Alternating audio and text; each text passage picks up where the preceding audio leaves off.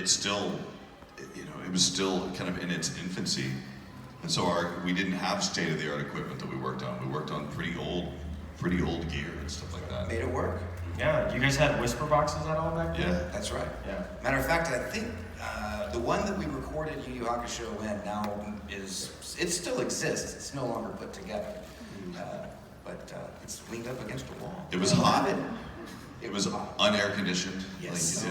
Like, especially because it was a bank building, and anyone who works in a corporate office knows that we had to work a lot of late hours, and anytime it would go past like 5 o'clock, the air conditioning went off, and so there was no air conditioning anywhere in the building after that. So that is true.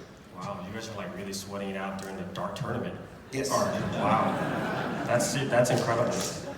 So like you had touched earlier, Chris, on this, but like knowing that the dub production is much faster now. Obviously, Funimation has been doing a lot of simul dubs and turning those around in 2 to 4 weeks, which is incredible because we used to wait years upon years to get dubs. So like they're mainly at 2 weeks. 2 weeks, yes. Justin's ahead of production, so Yes. That's an important distinction. He has to basically answer that question 5 times. Very true. But yeah, like when you guys were on Yu Hakusho or Dragon Ball, like what steps did you have to take in terms of like knowing what was coming in terms of the story and plot? Because I think back then, obviously, all of those episodes had aired, and so like you say, you had binge watched 112 episodes. But like, how did you actually understand it? Because I'm sure it was in Japanese. Sure, but they had what was it?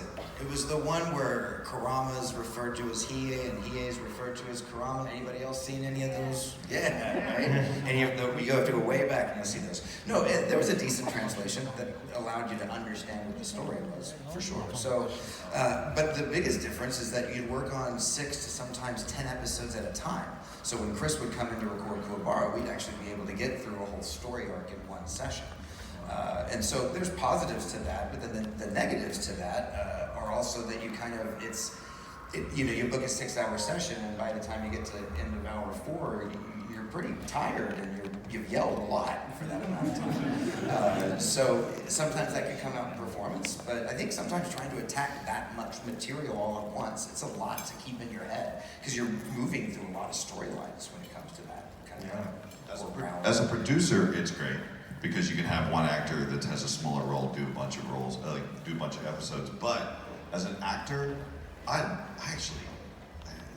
love coming in for simuldubs. Like, I love coming in for them because you get to see the director every single week. Even if it's just like for a few lines, you still get to see that director, and you feel like you're part of a current production. Like if you're working on, Walking Dead or something like that, you feel like you're working on something that's being like constantly happening, and I like the spirit of that more than just like the grind of like, well, we've got another 15 minutes, let's sort of get into the next episode. Like, if you finish early with the director, you just kind of get to chat or talk about the show.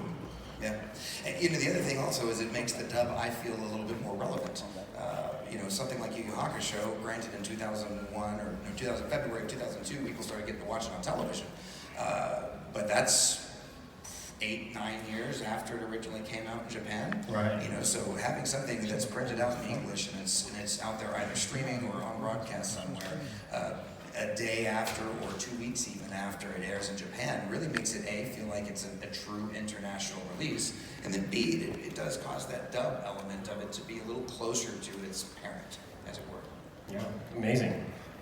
Thank you very much for that. Was there anything that set Yu Hakusho apart from other series that you guys have worked on over the time?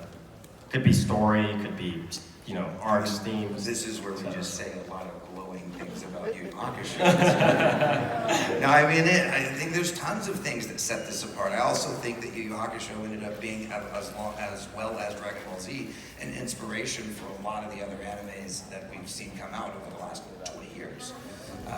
And I also, I think that we, as at least employees of Funimation, learned a lot from Yumiko's dubs, and Gender, and Kitty Grade, and Fruits Basket, other shows as well, Desert Punk, that we kind of learned a new methodology when it came to dubbing. Even with Dragon Ball Z, as we were able to kind of get farther and farther away from the previous cast's version of the episodes, we kind of found our own independence in working on it. And so I think think one of the things that set Yu Hakusho apart from so many other titles is that it's really not just a show that's encapsulated to itself, but it's also kind of an interesting history lesson of dubs in America and kind of how that has come about, and then also just as the growth of Funimation and how we've kind of creatively come into our own. Yeah. I think the thing that was neat about Yu Hakusho is I think a lot of people found that show, and I think like everybody who was watching that show at the time thought they were the only people that were watching that show. Do you know what I'm talking about? Like, you felt like it was like your underground thing. Like nobody else is watching this show, and it's because it wasn't the traditional. It wasn't a traditional type of show. It wasn't a sci-fi anime. It wasn't necessarily a Dragon Ball anime either. It had it had a lot of tournament stuff in it, but we recently did a commentary track where we watched over one of the episodes, and it's been a long time, honestly, since I've watched a lot of Yu Hakusho, and I was surprised how well it kind of holds up, because the music, while it does sound dated, it still sounds really cool, and it's haunting, and it's like, it wasn't very clean soundtrack either. There was a lot of like hiss in that soundtrack. Oh, it is. It's very analog. It was, yeah, very much so. So I think the thing that makes Yu Hakusho kind of neat, it was kind of like if you were cool enough to watch something else besides Dragon Ball back in those days, to go like, nah, this is my show. This is my show. I'm totally guilty of that. That's why like Yu Hakusho is like my favorite from my childhood. Like I thought Yu Hakusho was like in its own league. But like, of course everyone's like, oh, I watch Dragon Ball, I watch Dragon Ball. Like, but do you watch Yu Hakusho? I'm like, you don't wait till like 8 o'clock, dude. Like it's just like literally half an hour later. Like, come on, man. Like you can watch it, dude. Season 4. Yeah, exactly. Is there like a favorite arc that you guys have? My favorite arc has been the Chapter Black arc. So I like the way though that each arc altered the animation slightly. I like that each arc kind of felt like it was, I don't know, like the show itself was developing. But I like that one the most. Robert McCollum, working with him. I mean, it's hard to say because it's not like working on anything more than awesome as a Totoro. He's incredible. But I like the different personalities. I like that Robert and I got to kind of define all of those personality types and work out your story arc in the third season is fantastic. And then all of the new actors that we got to bring in, Justin Pate, Monica Rial, there was just, and then Genkai, getting to play video games. That's one of my favorite episodes. Yeah, I don't know. Like it's been, for me, working on that show was like, I didn't understand it as well clearly as Justin did, because when you're the director, you understand absolutely everything. So I think one of my favorite arcs is when I got to be Justin's daddy. Because a lesser known fact, I also play Ryzen as well. I played... Kuwabara wasn't in season 4, so... Yeah, why not? Why not? I really dug everything involving like Yukina and Aikichi and like this whole weird romance thing he was happening towards the end, because it's something you wanted for him so badly. It was like such a fun thing, and then of course it had to be Hiei's sister as well. That was awkward. No thank you, please. I have a sword. I was told about you. Stand up, stand up. Look at this cosplay. Can you all see him? In fact, come up on the stage for just a second. Dude, Justin, you were right. We're backstage and Justin's like, there is the best Kuwabara cosplayer out there. Look at him go! Just real hair.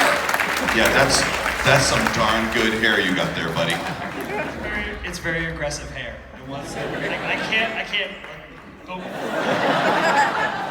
It's haunted. It's terrible. I swear to God, I can't. Well, it's nice to meet you. What's your name? Brian Hawkins. Brian, give everyone. Man, the inscription on the back is perfect. It's so good. It's incredible. Did Did you actually stitch that yourself? Did anybody cosplay as older brother Toguro? We could get the fight going on right now. Oh, okay. It's lucky this time. Lesser known fact, guys, is you know that older brother Toguro, played by Damian Clark, is also the voice of Handsome Jack in Borderlands. Yeah, just fun fact for you there. That's amazing.